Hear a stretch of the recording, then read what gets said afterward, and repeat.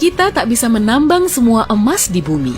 99% emas masuk ke pusat bumi beberapa miliar tahun lalu karena tarikan besi di inti bumi. Jumlah emas yang saya maksud adalah sekitar 1,4 kuintriliun kilogram.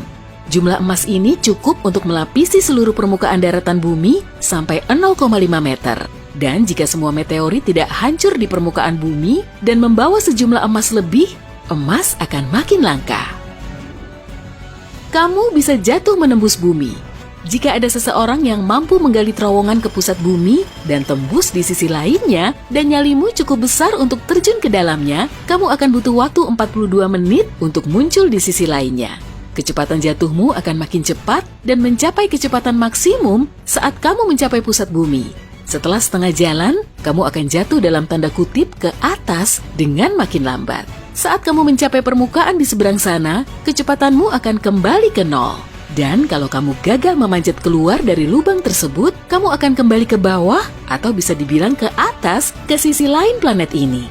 Perjalanan ini akan berlangsung selamanya berkat efek aneh gravitasi.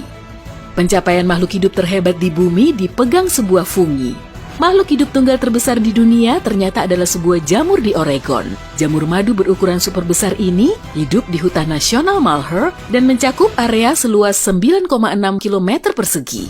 Usianya sekitar 8.500 tahun. Jangan kecil hati kalau kamu tak bisa melihatnya, karena sebagian besar bagian jamur ini tersembunyi di bawah tanah. Saat akar jamur madu tunggal bertemu, mereka dapat saling mengait dan menjadi fungi tunggal. Inilah yang membuat fungi ini menjadi sangat besar. Kalau semua jamur ini dikumpulkan menjadi satu gumpalan besar, beratnya bisa mencapai 35.000 ton. Kira-kira setara dengan 200 ekor paus abu-abu. Semoga mereka suka jamur ya.